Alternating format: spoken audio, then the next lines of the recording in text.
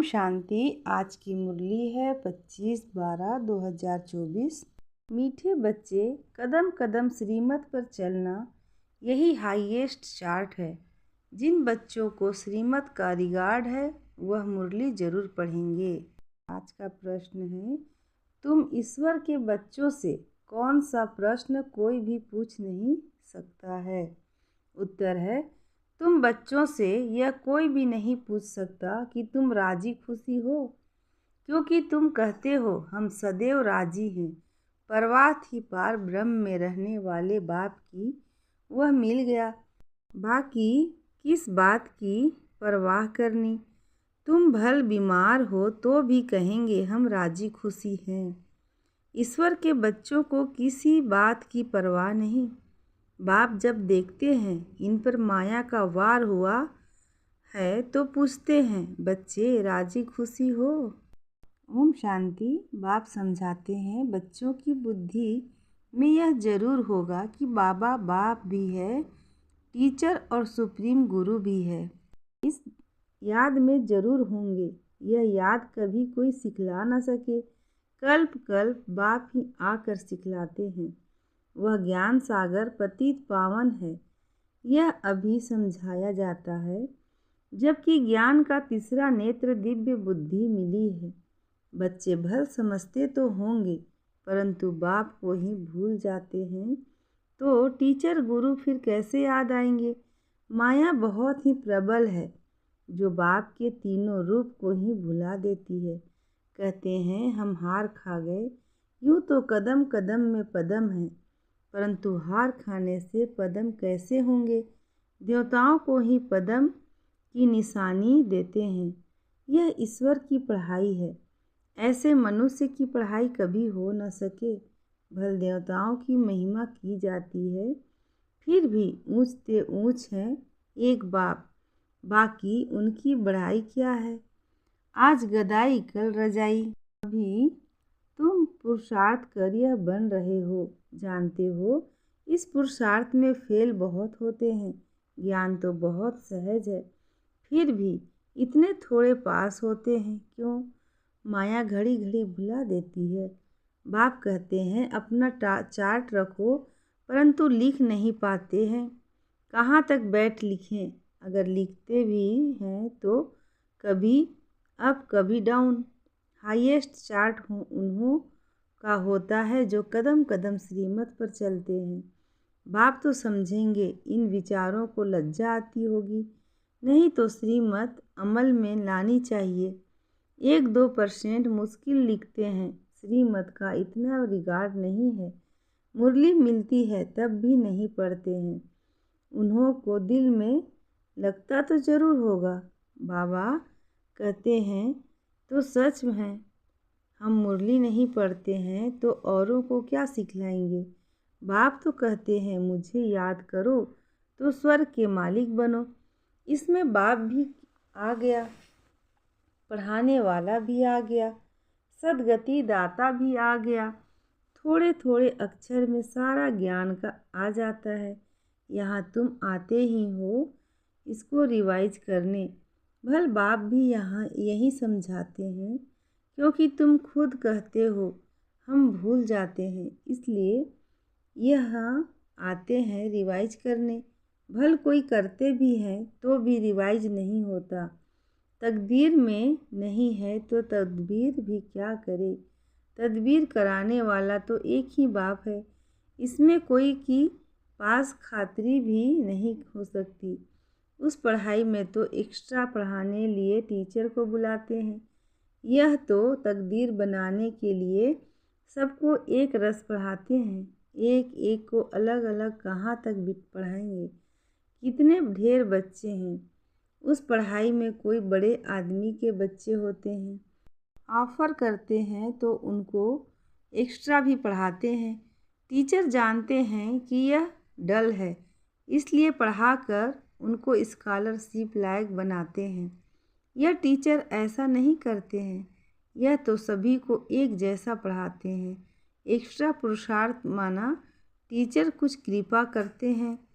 भल ऐसे तो पैसे भी लेते हैं, खास टाइम दे पढ़ाते हैं।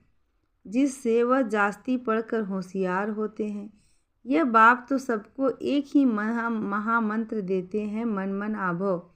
बस बाप ही एक पतित पावन है, उनकी ही याद से हम पावन बनेंगे। वह तुम बच्चों के हाथ में है, जितना याद करेंगे उतना पावन बनेंगे। सारा मदार हर एक के पुरुषार्थ पर है। वह तो तीर्थों पर यात्राएं करने जाते हैं, एक दो को देख कर भी जाते हैं। तुम बच्चों ने भी बहुत यात्राएं की है, फिर क्या हुआ, नीचे ही गिरते आए हो। यात्रा किस लिए है, इससे क्या मिलेगा, कुछ भी पता नहीं था। अभी तुम्हारी है याद की यात्रा, अक्षर ही एक है, मन मन आभो। यह यात्रा तुम्हारी अनादि है। वह भी कहते हैं हम यह यात्रा अनादि काल से करते आए हैं। अभी तुम ज्ञान सहित कहते हो कि हम कल्प कल्प यह यात्रा करते हैं। यह यात्रा खुद बाप आकर सिखलाते हैं। उन यात्राओं में कितने धक्के खाते हो, कितना शोर होता है। यह यात्रा है डेड साइलेंस की। एक बाप को ही याद करना है, इससे ही पावन बनना है। तुम्हें बाप ने यह सच्ची सच्ची रूहानी यात्रा सिखलाई है। वह यात्राएं तो तुम जन्म जन्मांतर करते ही रहे, फिर भी गाते हैं चारों तरफ लगाए फेरे, भगवान से तो दूर ही रहे। यात्रा से आकर फिर विकारों में गिरते हैं तो क्या फ़ायदा। अभी तुम बच्चे जानते हो यह है पुरुषोत्तम संगम युग, जबकि बाप आए हैं। एक दिन सभी जान जाएंगे कि बाप आया हुआ है। भगवान आखिरन मिलेगा कैसे, यह तो कोई भी नहीं जानते। कोई तो समझते हैं कुत्ते बिल्ली में मिलेगा। क्या इन सब में भगवान मिलेगा, कितना झूठ है। झूठ ही खाना, झूठ ही पीना, झूठ ही रात बिताना। इसलिए यह है ही झूठ खंड। सचखंड स्वर्ग को कहा जाता है। भारत ही स्वर्ग था, स्वर्ग में सब भारतवासी थे। आज वही भारतवासी नर्क में हैं। यह तो तुम मीठे मीठे बच्चे जानते हो। हम बाप से श्रीमत लेकर भारत को फिर से स्वर्ग बना रहे हैं। उस समय भारत में कोई और होता ही नहीं, सारा विश्व पवित्र बन जाता है। अभी तो कितने ढेर के ढेर धर्म हैं। आप सारे झाड़ की नॉलेज सुनाते हैं, तुम्हें फिर से स्मृति दिलाते हैं। तुम सो देवता थे, फिर वैश्य शूद्र बने, अभी तुम ब्राह्मण बने हो। यह अक्षर कभी कोई सन्यास आदि विद्वान द्वारा सुने हैं। यह हम सो का अर्थ बाप कितना सहज करके सुनाते हैं। हम सो माना मैं आत्मा, हम आत्मा ऐसे ऐसे चक्र लगाते हैं।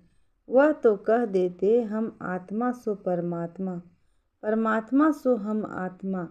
एक भी नहीं जिसकी हम सो का अर्थ का पता हो। बाप कहते हैं यह जो हम सो का मंत्र है सदा बुद्धि में याद रहना चाहिए, नहीं तो चक्रवर्ती राजा कैसे बनेंगे। वह तो 84 का अर्थ भी नहीं समझते हैं। भारत का ही उत्थान और पतन गाया हुआ है। सतो प्रधान, सतो रजो तमो, सूर्यवंशी चंद्रवंशी। अभी तुम बच्चों को सब कुछ मालूम पड़ गया है। एक बाप बीज रूप को ही ज्ञान का सागर कहा जाता है। वह इस सृष्टि चक्र में नहीं आते हैं। ऐसे नहीं कि हम आत्मा सो परमात्मा बन जाते हैं, नहीं। बाप आप समान नॉलेजफुल बनाते हैं, आप समान गॉड नहीं बनाते। इन बातों को अच्छी रीति समझना चाहिए, तभी बुद्धि में चक्र चल सकता है। तुम बुद्धि से समझ सकते हो कि हम कैसे 84 चक्र में आते हैं। इसमें समय, वर्ण, वंशावली सब आ जाते हैं। इस नॉलेज से ही ऊंचे ते ऊंच बनते हैं। नॉलेज होगी तो औरों को भी देंगे। उन स्कूलों में जब इम्तिहान होता है तो पेपर आदि भराते हैं।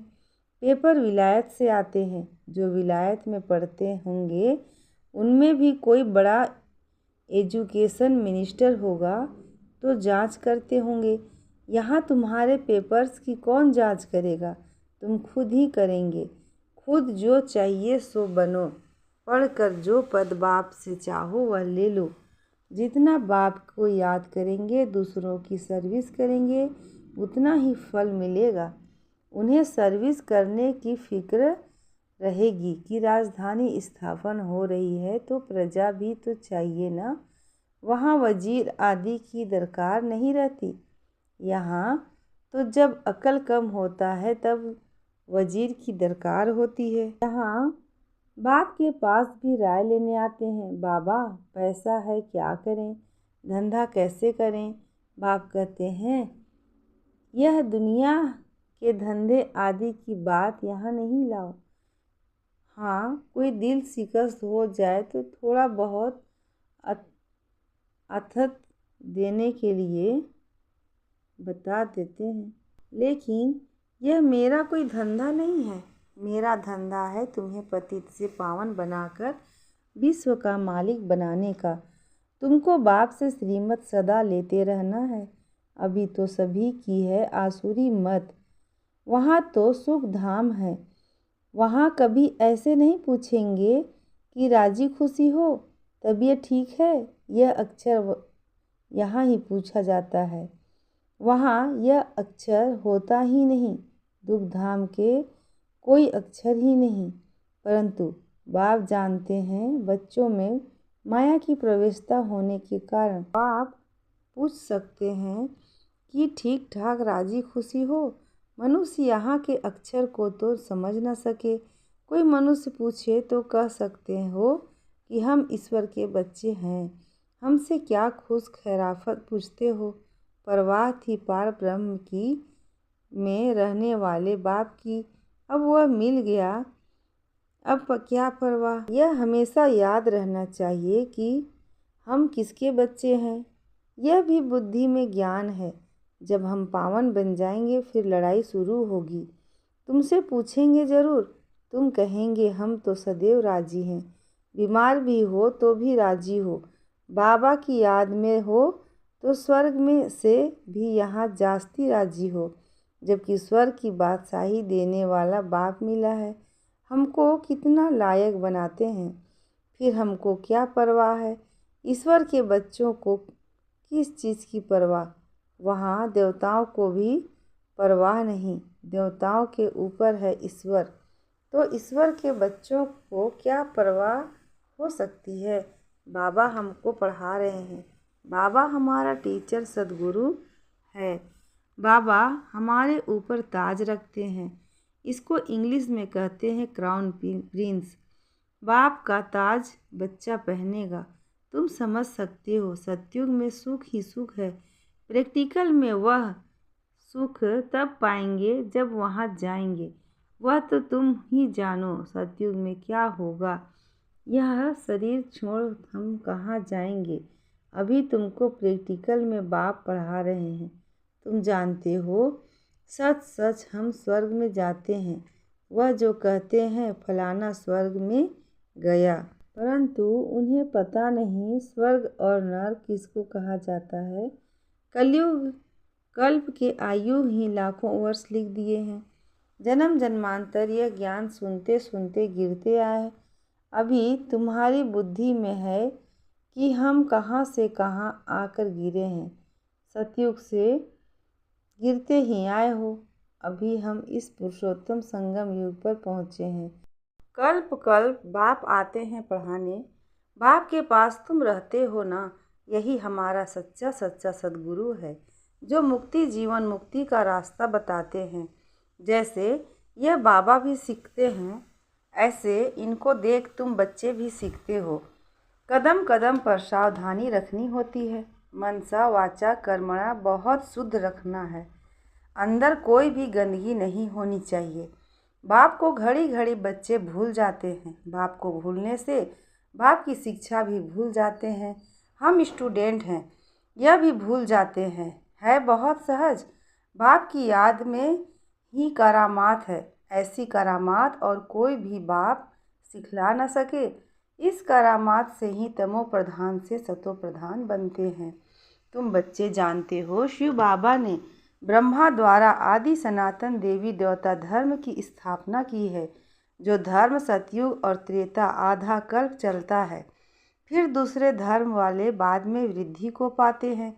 जैसे क्राइस्ट आया, पहले तो बहुत थोड़े थे, जब बहुत हो जाएं तब रजाई कर सके। क्रिश्चियन धर्म अभी तक है, वृद्धि होती रहती है। वे जानते हैं कि क्राइस्ट द्वारा हम क्रिश्चियन बने हैं। आज से 2000 वर्ष पहले क्राइस्ट आया था, अब वृद्धि हो रही है। क्रिश्चियन कहेंगे हम क्राइस्ट के हैं। पहले एक क्राइस्ट आया, फिर उनका धर्म स्थापन होता है, वृद्धि होती जाती है, 1 से 2, 2 से 4, फिर ऐसे वृद्धि होती जाती है। अभी देखो क्रिश्चियन का झाड़ कितना हो गया है। फाउंडेशन है देवी देवता घराना, इसलिए ब्रह्मा को ग्रेट ग्रेट ग्रैंडफादर कहा जाता है। परंतु भारतवासी को यह भूल गया है कि हम परमपिता परमात्मा शिव की डायरेक्ट बच्चे हैं। क्रिश्चियन भी समझते हैं आदि देव होकर गए हैं, जिसके यह मनुष्य वंशावली हैं। बाकी वह मानेंगे तो अपने क्राइस्ट को ही, क्राइस्ट को बुद्ध को फादर का समझते हैं।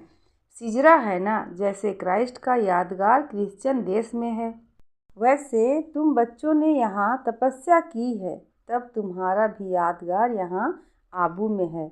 अच्छा, मीठे मीठे सिकी लधे बच्चों प्रति माता पिता बाप दादा का याद प्यार और गुड मॉर्निंग। रूहानी बाप की रूहानी बच्चों को नमस्ते, और हम रूहानी बच्चों की रूहानी माता पिता बाप दादा को याद प्यार गुड मॉर्निंग और नमस्ते। शुक्रिया बाबा।